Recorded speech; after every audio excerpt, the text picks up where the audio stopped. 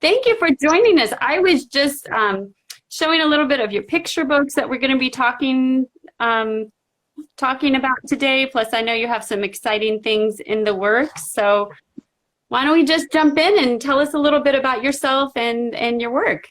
Thank you for joining us. Great. Thank you so much, Leanna, for having me. I really appreciate this opportunity, and the viewers out there, thank you for viewing this. My name is Kimberly Gordon Biddle, Kimberly Ann Gordon Biddle. I have 3 published picture books, and I guess you were sharing those. They are LaDonna Plays Hoops, LaDonna's Easter in Paris, and Darlene's Double Dutch Dreams. And I have more picture books and a middle grade novel hopefully on the way. I'm searching for a contract. Okay. And I also write songs to go with the books, that the fiction children's books that I write. So I was gonna, so that was, if you haven't seen them, they're at the back of the book of each of the ones that we have, and this is original music that you've written, right? That's amazing. Yes. So which came first? Was it the book or the music? The books come first. The books come first, and then I think, okay, so what is it, the theme, or what is the lesson in this book? Oh, that is so much fun. I love having that interactive piece to it, especially we love music, so that's perfect. Well, tell us, you have kind of a varied background. Your background is as an educator. How did you come to write children's books? Well, it began a long time ago. Actually, when I was in graduate school, I started to want to learn how to write books for children, because I wanted a more direct and practical impact on their lives.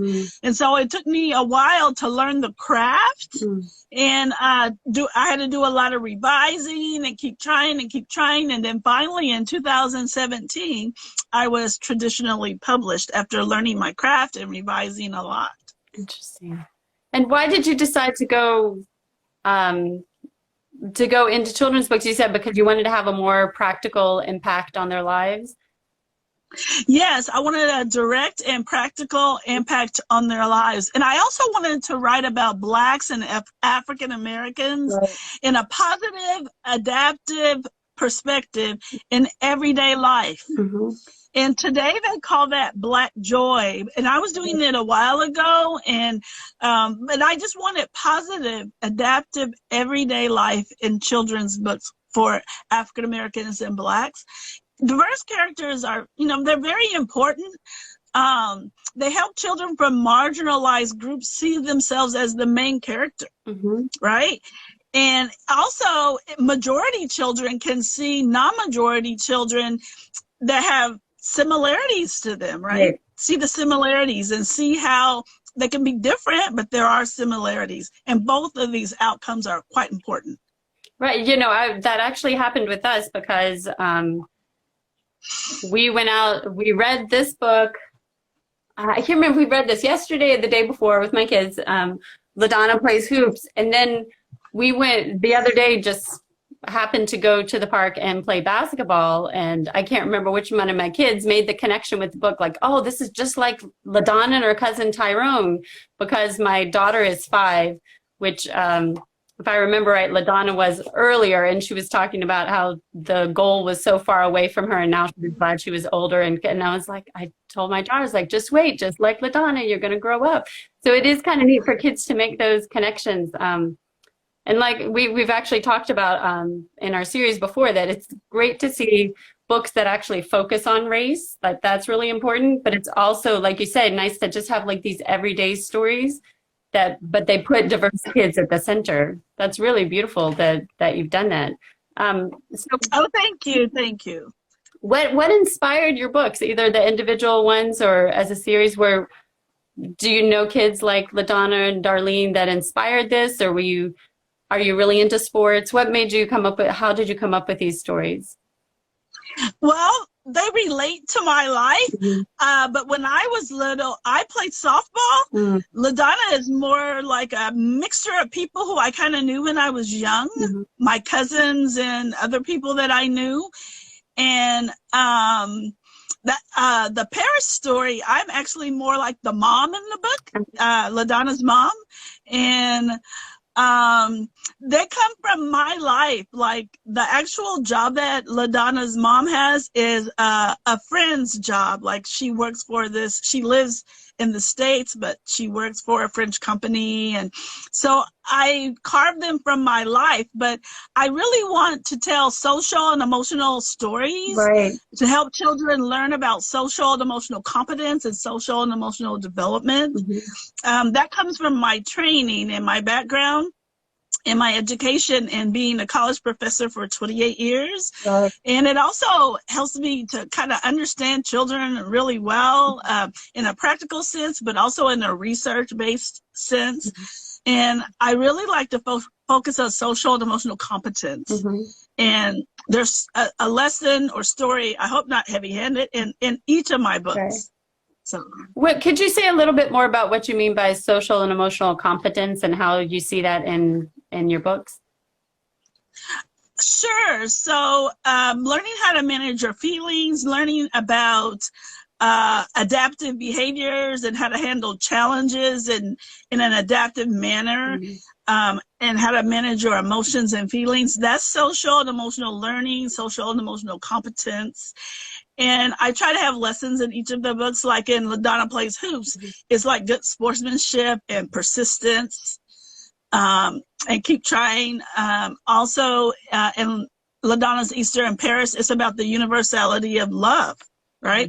The universality of hope. She goes clear across the ocean and ends up in Paris, France, but still finds a friend. And they still celebrate the same holiday. And then Darlene's Double Dutch Dreams is about finding courage. Okay. Finding the courage to do something that may be challenging for you. And also family traditions and things like that. Oh, that's beautiful. And picture books are such a great, like you said, they're such a great way to explore those topics like that. Yes. Now, as you mentioned, you were a professor for many years, like 28 years. Is that correct? Yes. And you're an emeritus professor of child and adolescent development from Sacramento State in California. And you've also written academic works on education and childhood development. Can you talk a little bit more about your academic work and how that kind of relates to your children's books? You've already kind of mentioned it some, but could you go a little bit more into that? Sure, yes. I've also published 3 textbooks.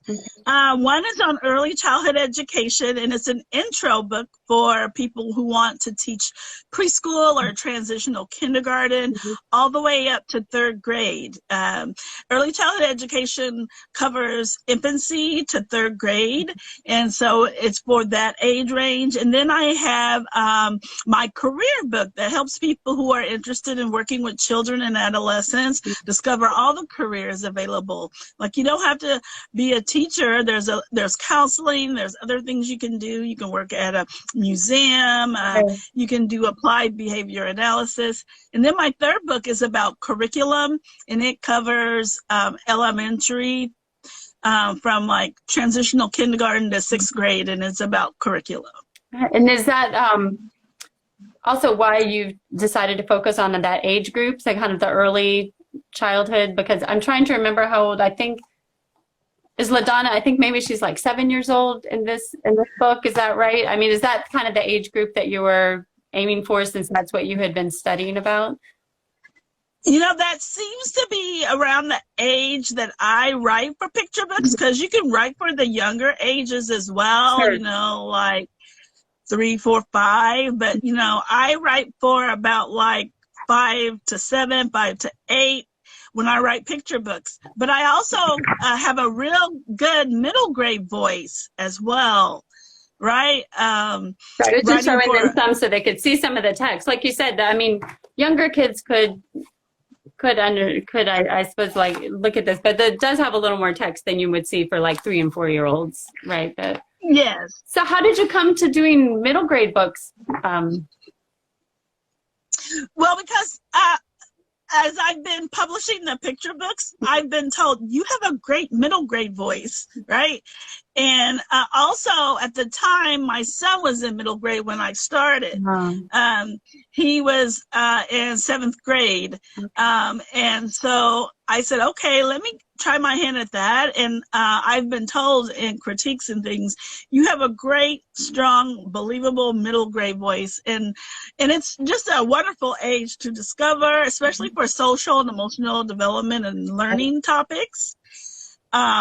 Middle school there's a lot of change going on biologically, socially, emotionally, language, everything is going on there. And so, yeah, middle grade's fun, just like the picture books. And it's a challenge for me to write longer works, but It's been great. It's been wonderful. Yeah, that must be a really different process than doing picture books. And so since you have that in the work, can you give us a little preview about what the topic is going to be? Or? Well, sure. I would love for it to be published. Right now, I'm looking for an agent or an editor who will be interested in publishing it. Mm-hmm. It's about moving from a small town to a more metropolis area, a bigger area. It's also about sort of a crush, facing bullying, different things that happen in middle school. Right. And it's also about diversity and community, right? The community that comes when you welcome people who are different than you. And so, yeah, I think it's great. And there's a middle school dance scene, which I think is just so wonderful. And I hope it, gets published one day.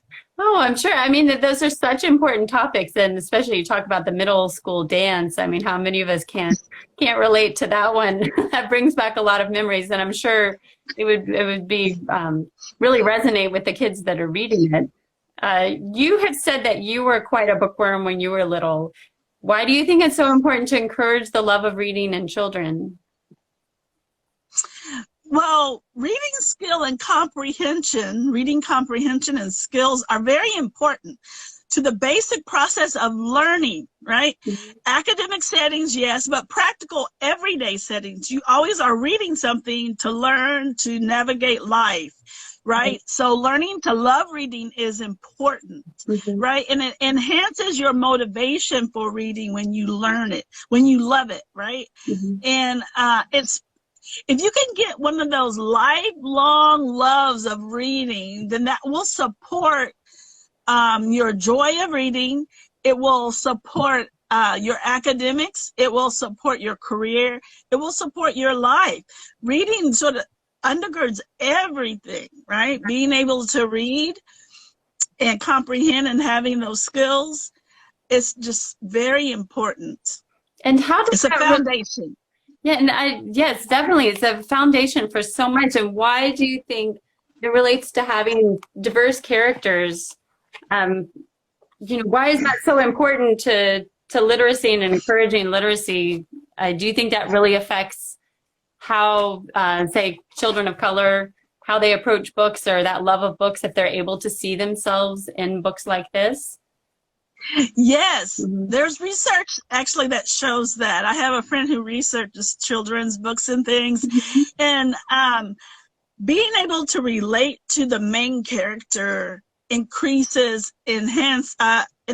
like motivation, enjoyment, wanting to read the book and finish the book. And it also helps socially and emotionally. You just feel more accepted as like, and you feel like there's someone who has my experiences and goes through what I go through. Which I think is wonderful that you're doing the picture books and the middle grade, because picture books is when you really capture kids' interest, but then middle grade, a lot of kids kind of lose interest, if they don't see books that really they feel like they can relate to or that really interest them. A lot of them kind of turn. There's so much competition for their attention that a lot of kids drop out of don't maybe read as much as they did, which is why I think that's wonderful. You're doing a middle grade book and maybe poetry. Is that right?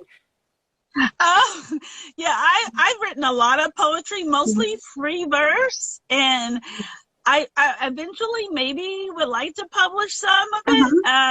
I need to learn more about, the publishing route for that. And also I need to polish my works and everything. I want it, to be done well. And, yeah, but I write mostly free verse. I've been writing since like high school. I think all of us discovered poetry in high school, right? Middle school, maybe. And, it's a great way to talk about feelings, a good way to work through challenges and express emotions. And it's, poetry is a wonderful thing. And maybe one day I'll publish some of that as I learn more and polish what I'm writing. Oh, well, we will look forward to that. Thank you so much for joining us. I won't take up more of your time, but we appreciate you coming on here. And if you haven't checked them out yet, please do visit her website, get these books. They're really great for kids. That's LaDonna Plays Hoops, Darlene's Double Dutch Dreams, and I'm sorry, what's the name of the other one? Is LaDonna in Paris? Or LaDonna's Easter in Paris. Okay, and we will look forward to the middle grade one when it comes out. Thank you so much for joining us. Yes, thank you for having me. I really appreciate you having me today. And my website, if I could just say it real quick. Yes, please do. Is www.pinkpearlwriting.com. www.pinkpearlwriting.com. And I've enjoyed myself today. Thank you so much, Leanna.